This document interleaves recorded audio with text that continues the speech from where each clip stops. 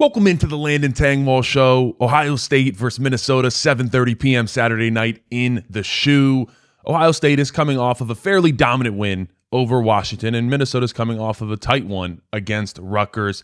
Rutgers was on Minnesota's 25-yard line. It's 30 seconds left, down 3. They were trying to go for a touchdown, take the lead. Rutgers center snapped it in between the quarterback's legs.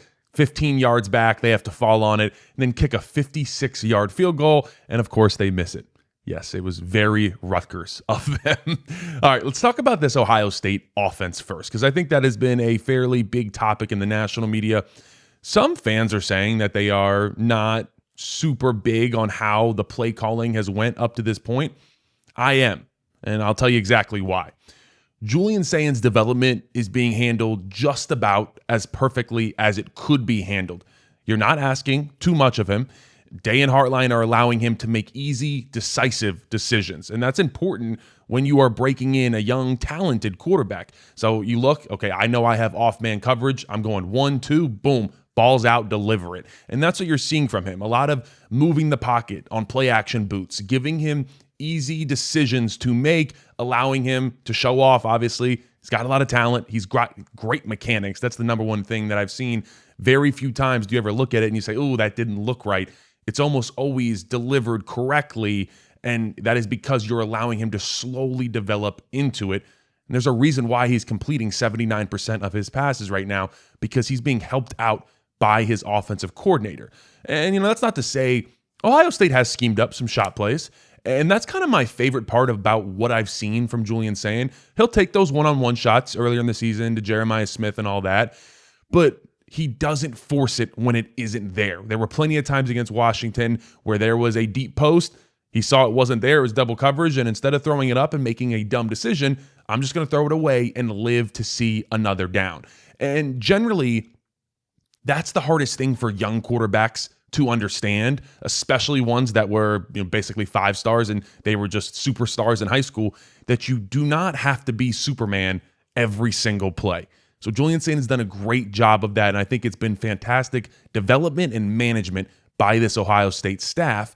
Because trust me, they could be airing it out. You could be just letting it fly to Cardinal Tate and Jeremiah Smith. That would be easy to do, but they also haven't really needed to do it. So why do it already? Don't show your hand. Continue to allow this offense to develop, and especially your young quarterback. Now, another place where Ohio State's offense has been just put in good positions is third down. So I went through and I looked down at the distance of every single third down that they've had up to this point in 2025.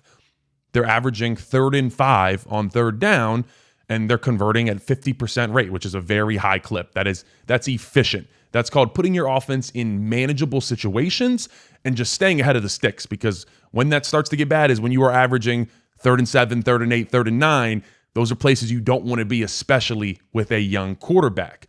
And then I think the last piece of this too, of putting your offense in good situations. Ohio State is the number 1 team in America. They expect to play 16 games this year. And if you want to do that, you got to keep guys healthy. You got to be conscious of wear and tear. So shout out to 11 Warriors for these numbers, but Ohio State is 126th in the FBS in plays ran. It's only 136 teams in the FBS. So you're slow rolling your offense. You are managing the wear and tear because you're expecting to run the length of the average NFL season, which is 16, 17 games. And you are allowing your guys to get as minimal reps as possible. As much as you want to develop them, that's great, but you are making sure you're taking care of your guys. So that is a great job managing that by the staff. So overall, like I said, I've seen some fans that say, hey, let's air it out. This is, boring. I think they are doing a great job. I really like what Day and Hartline have done up to this point, because the key thing is they haven't had to do anything differently. So why do it? All right, let's talk about this matchup between Minnesota and Ohio State. So Minnesota quarterback Drake Lindsey does look like the real deal. And you can tell by how Minnesota is just operating their offense. This year, their run-pass splits, almost 50-50. They're going 46% pass, 54% run. In years past, you look back like 21, 22, 23, Minnesota normally sat around 65% run, 35% pass. So a new era in Minnesota with PJ Fleck there, finally passing the ball. And look, they take their deep shots. They took like 3 to 4 good deep shots against Rutgers last week.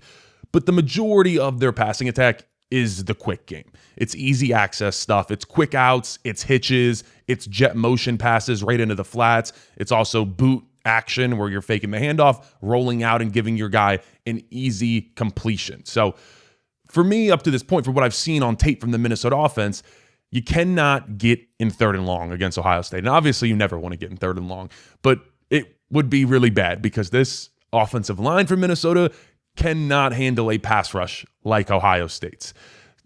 Even worse part about this is not only just the pass rush, but the simulated pressures that Matt Patricia brings on defense. So a simulated pressure basically means, hey, when you guys have 6, 7 guys kind of mugged up on the line of scrimmage, you see those linebackers up in a linebacker stance, but they're just kind of pressed up and they might either blitz or they might drop out.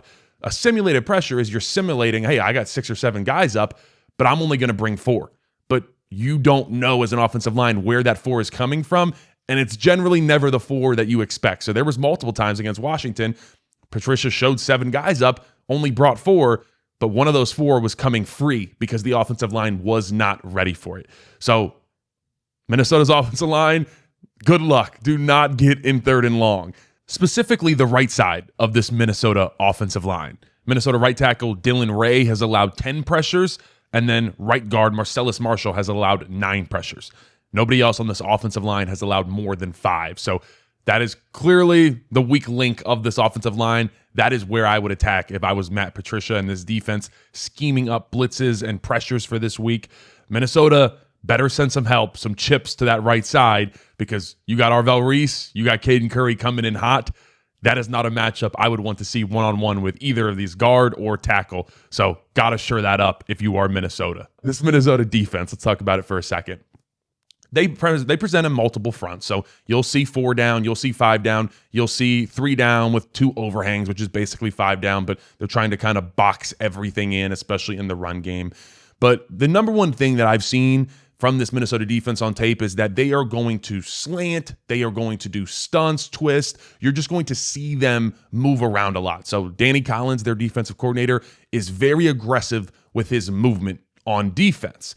So with that, you also see a lot of blitzes. They will bring blitzes from depth. They'll bring them all over the place. They were very aggressive against Rutgers. I would expect that you probably tone that down a little bit against Ohio State because you want to minimize your one-on-one opportunities that you're giving to Jeremiah Smith and Carnell Tate because they are just simply better than your DBs. So schematically, though, you are who you are. You can change a little bit. You can game plan. But this defense for Minnesota is still going to be this defense. They are going to call what they call. So Ohio State's run game, I think, has been pretty good up to this point, averaging a little bit over 5 yards per carry. But I do think they'd like to see it be just a little bit more explosive in Columbus. And I think you have the opportunity to do that Saturday night against this Minnesota defense. So it's all about how you handle movement from this Minnesota defensive line and linebackers. So, for example, when you are in a 2-eye as a defensive tackle. So that means a defensive tackle is on the inside half of that guard, basically in that A gap, right?